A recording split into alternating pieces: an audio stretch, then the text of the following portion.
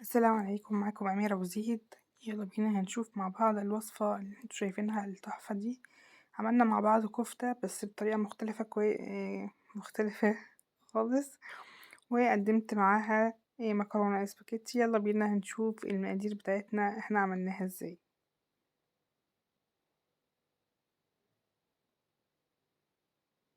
يعني وانا بقدم الطبق بصراحة مش عايزة اسيب الطبق، طعمه تحفة يجنن.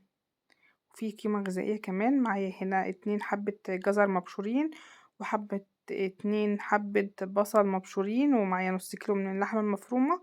معايا حوالي 4 أو 5 طماطمات كده ضربتهم في الكبة بالشكل اللي انتوا شايفينه ده. طبعا الكفتة دي فيها قيمة غذائية كويسة جدا، اللي هي فيها خضار. تقدر تضيفي بطاطس مسلوقة ومبشورة، وتقدر تضيفي جزر سوري كوسة مبشورة. إيه، ممكن تضيفي فلفل، ممكن تضيفي بيض برضو يمشي، بس انا حبيت اعملها هنا بطريقة مختلفة شوية، وطعمها بجد تحفة. حطيت هنا جزراية مبشورة وبصلاية مبشورة على نص كيلو من اللحمة المفرومة، وهحط هنا حوالي 4 معالق من الطماطم مضروبة في الكبة، ما بيكونش فيها مية خالص زي ما انتوا شايفين كده. وهبدأ اضيف البهارات بتاعتي. محطتش بهارات كتيرة، انا حطيت حاجات بسيطة خالص علشان احس بطعم اللحمة بتاعتي. حطيت هنا شوية من الملح، ملح طبعا حسب الكمية اللي موجودة. حطيت هنا حوالي معلقة صغيرة من الملح. هحط هنا معلقة من بهارات اللحمة، وهحط شوية من الفلفل الاسود، ورشة من جوز الطيب، وبس كده. محطتش اي توابل تانية، بس بجد تحفة. جوز الطيب هبشر كده بشرة هربت.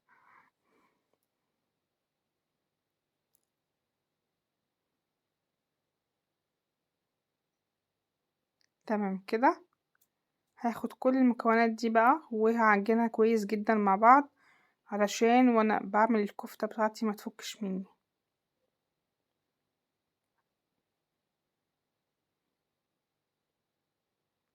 شمري شمري، بعجنها كويس جدا عشان كل التوابل وكل المكونات تتجانس مع بعض.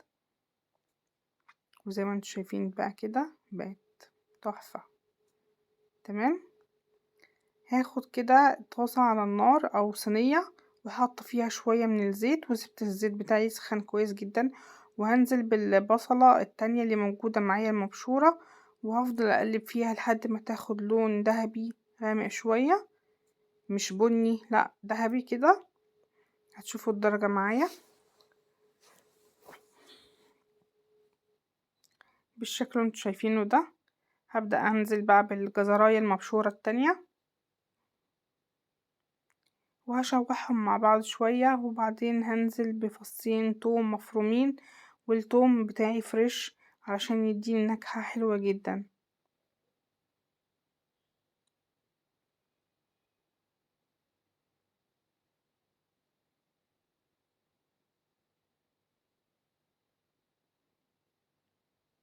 معايا التوم هفرمه كده، ولما اتأكد ان ريحة التوم بتاعتي خلاص ظهرت معايا هبدأ هنزل هنا هنشوف مع بعض.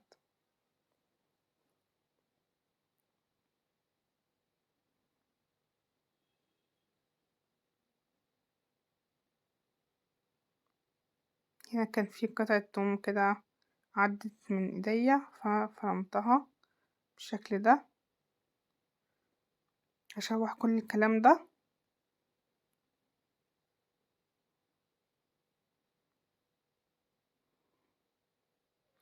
وهاخد الخليط ده كده وهعمل زي جسر كده. اقسم الطاسة على اساس ان انا هحط الكفتة واحط الطماطم، علشان انا عاوزة الكفتة تاخد صدمة والطماطم تستوي معايا. فانا هعمل الخليط بتاع الجزر والبصل ده في جنب كده زي ما انتوا شايفين. هنزل هنا بعصير الطماطم اللي احنا ضربناه في الكبة، وهجيب الكفتة بتاعتي وهديها صدمة في الجنب التاني.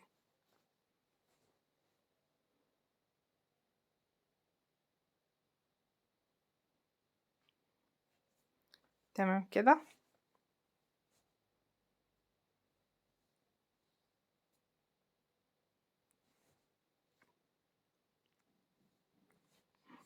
على ما الطماطم تستوي معايا وتتسبك يكون انا عملت كل الكفتة، اديت لها صدمة كده علشان اقدر ان انا احطهم كلهم مع بعض.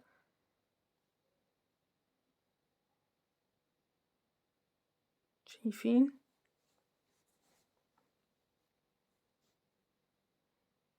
هنا املح الطماطم،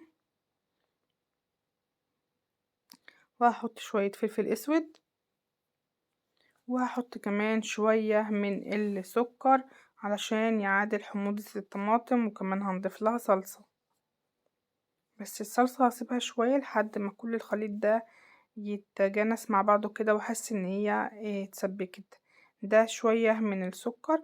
انا خلاص عملت الكفتة كلها اخدت صدمة، والخليط بتاع الطماطم والجزر والحاجات دي كلها اتسبكت. بنزل هنا بمعلقتين كبار من الصلصة، وهاخد كوباية مية واحطها كده زي ما انتوا شايفين، وهضرب كل الكلام ده بالهاند بلندر عشان انا عاوزاه يكون ناعم. عايزة يكون ده صوص كده ناعم. لو انت حابة ان انت متضربيهوش براحتك خالص، وكمان ممكن نضربه في الخلاط. هتأكد ان انا ضربت كل الكمية بتاعتي وخليتها ناعمة. تمام كده. هسيبها تتسبك شوية وبعدين هحط عليها شوية من المية، وهبدأ أرص الكفتة بتاعتي زي ما انتوا شايفين. ودي العصارة اللي نازلة من الكفتة، فطبعا هحطها كلها.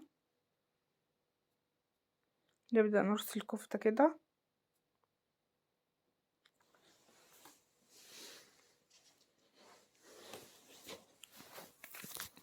هبدأ هنا بعد ما رصيتها غطيتها، وبعدين سبتها لما اتسبكت شوية، ودخلتها الفرن تحت الشواية لحد ما اخدت اللون التحفة اللي انتوا شايفينه ده. وببدأ كده ازينها بشوية من الكزبرة او البقدونس، وتقدري تقدميها بالشكل ده. انا قدمتها هنا مع شوية من المكرونة الاسباجيتي بدون صلصة، لان كمان الكفتة بتاعتنا فيها صلصة. تقدري تقدميها مع رز بالشعرية، تقدري تقدميها مع رز بسمتي، تاكليها بعيش زي ما تحبي.